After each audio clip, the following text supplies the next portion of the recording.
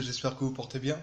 Alors je fais cette petite vidéo review cette fois-ci. Je fais une vidéo spéciale show hebdomadaire je parlerai exclusivement de Raw ou de SmackDown. Je ne fais pas de vidéo pronostic comme je fais depuis ces derniers mois, depuis WrestleMania. Je ne fais pas de vidéo pronostic car il n'y a pas de pay-per-view annoncé ce week-end. Le prochain c'est No Mercy dans une du 24 au 25. Et donc là je fais une toute nouvelle vidéo. Ça s'appellera la vidéo review à partir de maintenant. Comme j'ai fait un vote sur Twitter pour savoir quel a été le meilleur show de la semaine entre Raw et SmackDown. Vous avez été plus nombreux à choisir SmackDown, donc du coup je fais cette petite vidéo SmackDown, du coup SmackDown exclusive review, ce sera à partir de tout de suite. Mais avant de vous parler de SmackDown, je vous dis comment ça va se dérouler les semaines à venir. Je ferai des nouveaux votes le mercredi. Après les shows hebdomadaires en Amérique, aux États-Unis de Raw et de SmackDown. Raw a lieu le lundi et SmackDown a lieu le mardi. Donc je ferai mon vote le mercredi. Et puis pour savoir qui sera élu le meilleur show de la semaine. Et donc moi je ferai ma vidéo review le samedi ou le dimanche pour résumer tout ça. Donc voilà, aujourd'hui ce sera exclusif SmackDown. Donc voilà, je vais résumer les meilleurs moments que j'ai préférés et les moments moins bons. Donc comme j'ai retenu que deux meilleurs moments et deux moments moins bons que j'ai pu voir sur SmackDown de cette semaine. Donc, et puis un moment OMG également que je vais en parler aussi.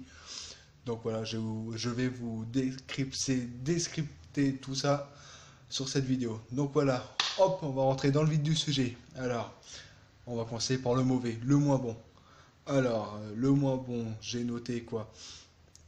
Étonnamment, j'ai noté, attendez, le match Uso contre Eyebrows qui était pas du tout bon du tout. C'était pas terrible du tout. Franchement, je m'attendais pas du tout à voir ce match-là. J'aurais pensé avoir le New Day. J'aurais pensé voir le New Day ce soir-là lors de SmackDown, un New Day contre Uso pour une belle pour le titre par équipe, c'est ce que j'avais annoncé moi dans une petite preview. Et du coup on n'a pas eu ce match-là, on a eu un vieux match. Perso c'était un match bidon entre Eyebrows et Uso, on savait déjà qui allait gagner. Donc pour moi ce match n'a eu aucune valeur quoi. Les Uso c'est vrai que les Eyebrows sont revenus un petit peu dans le match, ont été quelques temps forts, mais bon voilà quoi. Les Eyebrows c'est pas à la hauteur des Usos ni du New Day et tout ça, donc voilà. Donc voilà, c'était quand même pas mal de revoir les Eyebrows car ça faisait un bon moment qu'ils n'étaient pas revenus en match par équipe lors d'un SmackDown, donc ouais, ça fait un peu plaisir de les revoir un petit peu parce que voir à chaque fois New Day, Uso à SmackDown, c'était un peu saoulant parce qu'il y a quand même d'autres équipes comme Ascension, Breezango et puis eux, Eyebrows qu'on ne voit pas du tout dans le ring quoi. Breezango et Ascension on les voit dans la Fashion Police là que Breezango mène. Et puis Eyebrows on les voit pas du tout donc voilà, on voit que le New Day et Uso. Remarque moi ça me plaît, moi remarque j'aime bien cette rivalité. Je préfère voir New Day Uso que Uso contre Eyebrows quoi, c'est bidon quoi. Même si la rivalité à force entre Uso et New Day ça dure, mais au moins on a des bons matchs entre les deux. À Money in the Bank Battleground et à SummerSlam ils ont volé la vedette. Et puis là, j'aurais bien aimé avoir une grande finale entre les deux, une der des der lors de ce SmackDown. Du coup, on n'a pas eu ce match-là. J'espère qu'on l'aura dans les prochaines semaines, car le New Day ont le droit à une dernière chance pour être par équipe. Donc voilà, pour mon premier point, pour mon premier mauvais point, mon flop. Et mon deuxième flop, c'est... vous avez été étonné que je mette ça en flop, car même moi, je suis étonné de le mettre en flop ce gars-là, car je l'adore, c'est un de mes catcheurs favoris. Il a fait son retour lors de SmackDown, Shelton Benjamin, de Gold Standard, Sheltimmy, l'ancien champion des États-Unis, ancien champion intercontinental. Il a brillé lors des Money in the Bank Ladder Match avec des prises, des prises de malade, quoi, avec les échelles, tout ça. Il m'a fait rêver, ce mec-là. Il a fait son retour lors du dernier SmackDown. Oh, mon Dieu, c'est pas lui mon OMG, c'est un autre. Et lui, étonnamment, je mets dans les flops parce que c'est son retour qui m'a pas plu. J'aurais préféré le voir en retour pour intervenir en fin de match, quoi.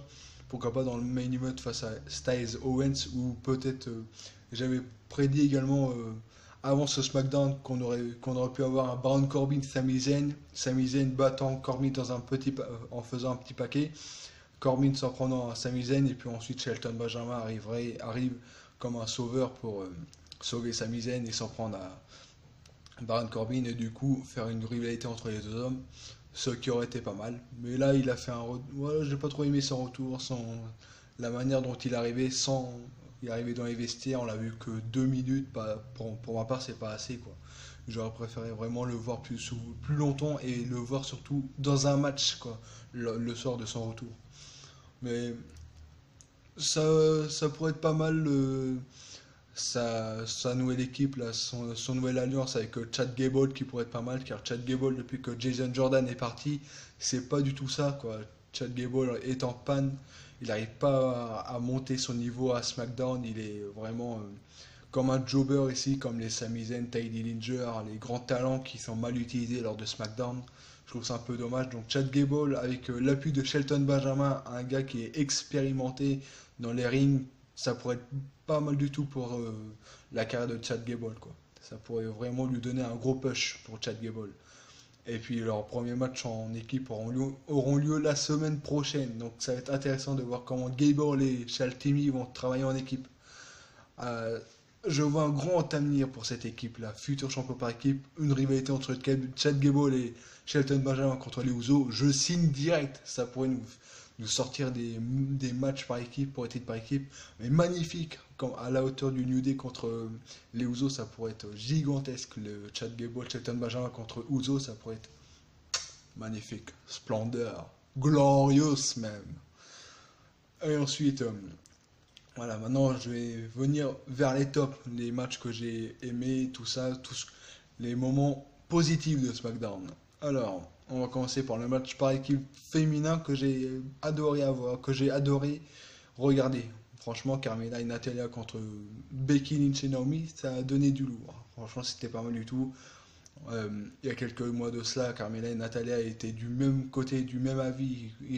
Ils formaient le comité d'accueil. Et puis là, on a bien vu que depuis que Natalia est devenue championne, elle a une épée Damoclès au-dessus de sa tête. Car Carmella a voulu utiliser sa mallette lors du dernier SmackDown. En tout cas, elle attendait qu'une chose, que Natalia perde le match pour utiliser sa mallette.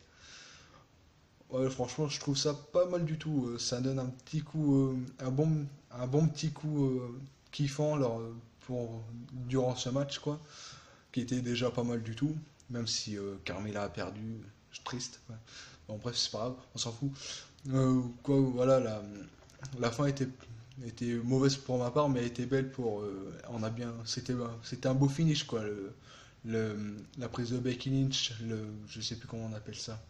Et puis le moonsault de Naomi pour finir le match, c'était un beau finish. Et donc du coup, Carmella n'a pas pu encaisser sa mallette. Mais les semaines à venir pour Natalia risquent d'être très très compliquées, car elle a Naomi encore derrière elle, plus Carmella. Les semaines à venir vont être très compliquées pour Natalia, je le sens, moi. Ouais, maintenant, on va faire à suivre. Est-ce qu'on pourrait avoir on devrait avoir un match revanche entre Naomi et Natalia, car Naomi a le droit à sa revanche. Mais est-ce qu'on l'aura la semaine prochaine, ou est-ce qu'on aura lors du prochain pay-per-view, est-ce que les deux SmackDown qui est Hell in a Cell, et pourquoi pas dans Hell in a Cell match, où Natalia et Naomi s'affronteront? Ce serait pas mal du tout. Reste à suivre. Et puis Carmella, est-ce qu'elle va réussir à encaisser sa mallette, ou est-ce qu'elle va nous faire une Baron Corbin? Là, affaire à suivre également avec son petit ami James Ellsworth, le Debilos, Fabulous and Debilos, Carmella et James Ellsworth.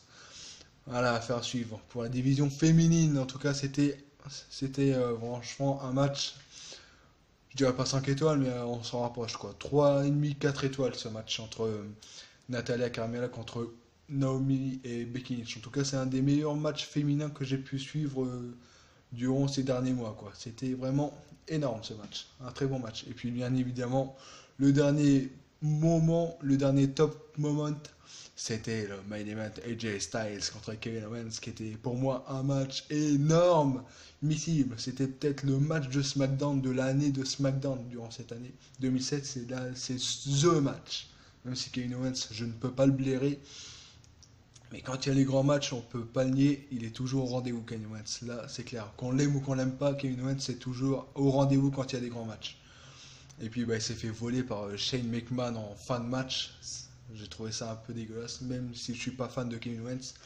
J'ai quand même trouvé ça un peu dégueulasse que Shane McMahon arrive intervienne en plein match et expulse Baron Corbin, car Baron Corbin était l'arbitre spécial, et puis il envoie Baron Corbin dans les vestiaires, et puis c'est lui qui prend la place d'arbitre spécial.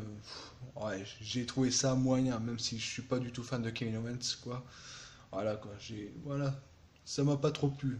Mais bon, à part cette petite fausse note, le match était pour moi énorme. AJ Styles a tenu sa réputation de champion US Styles. United Styles. Et ouais, US Styles maintenant, c'est plus USA, c'est US Styles. La ceinture, c'est comme un Raw Mister Continental pour le Miz, US Styles pour AJ Styles. On a un grand champion des États-Unis maintenant, AJ Styles. Il représente bien cette ceinture. C'est un bon champion des États-Unis qu'on a. Maintenant, est-ce qu'on aura une rivalité entre Baron Corbin et Jay Styles, vu ce qui s'est passé entre les deux lors du main event du dernier SmackDown? Ça pourrait être pas mal du tout, ça pourrait nous mettre des matchs pas mal du tout dans les prochaines semaines à venir, dans les prochains mois, ou dans le prochain pay-per-view, pourquoi pas Hell in a Cell, Baron Corbin et Jay Styles. Moi je dis oui direct, moi j'aime bien les deux catcheurs, franchement, ils pourraient nous donner un match énorme, un match 5 étoiles. 5 étoiles. 5 étoiles, pardon. Et puis, concernant Kevin Owens, quelle suite? Bah, je pense que la rivalité entre Shane McMahon et Kevin Owens n'a fait que s'aggraver lors du dernier SmackDown là, donc ça va continuer entre les deux hommes. Pourquoi pas un match entre les deux à l'Inocel? Et puis moi, je vois très bien ce que j'avais dit également à Survivor Series. J'ai eu quelques rumeurs qui disaient il y a quelques mois un Team Owens contre Team McMahon, Team Shane McMahon, pourquoi pas Survivor Series pour conclure la rivalité entre les deux. Donc avant les Survivor Series, il y a Hell in a Cell, pay-per-view de SmackDown, donc du coup on devrait avoir un match entre les deux. Et pourquoi pas dans le Hell in a Cell match. Et ouais, ça pourrait être pas mal du tout. Shane McMahon contre Kevin Owens dans le Hell in a Cell, pourquoi pas. Et on conclura la rivalité entre Team McMahon et Team Owens au Survivor Series. Donc voilà, et puis voilà, mon dernier point, voilà, c'était tout pour mon top flop et puis mon top quoi, mes meilleurs moments et mes pires moments. Maintenant on va passer au moment OMG, le grand début des grands débuts de Bobby Roode. C'était glorious, ce SmackDown est devenu glorious. Ah oui, il était à la Impact Wrestling avant d'arriver à la NXT où il est devenu champion, et à la Impact Wrestling et à la NXT. Il a perdu son titre récemment au TakeOver samedi dernier face à Drew McIntyre de Chosen One, qui a remporté cette ceinture en battant Glorious Bobby Roode. Et Bobby Roode donc a fait ses grands débuts Glorious à SmackDown en battant Aiden English. Voilà, comme l'avait fait Ty Dillinger il y a quelques mois, comme premier adversaire, il avait battu Aiden English, et après il est devenu comme un jobber ici à la WWE, Ty Dillinger. J'espère qu'on n'aura pas la même chose avec Bobby Roode. Bon, je pense pas, puisque Bobby Roode était champion de la NXT avant de perdre sa ceinture à NXT TakeOver, que Ty Dillinger, lui, je n'ai pas souvenir qu'il soit devenu champion NXT quand il était à la NXT. J'ai pas souvenir. Mais en tout cas, je pense que Bobby Roode, lui, il aura un très grand avenir ici à la WWE. Une rivalité entre Bobby Roode et Kevin Owens, pourquoi pas, pour être pas mal du tout à faire à suivre. Ouais, ça pourrait, ou même Dolph Ziggler, comme Dolph Ziggler aussi a fait son grand retour à la WWE lors du dernier SmackDown, et puis il s'en est un petit peu pris verbalement à Bobby Roode. Et puis Dolph Ziggler lui aussi va faire son grand retour dans le ring la semaine prochaine.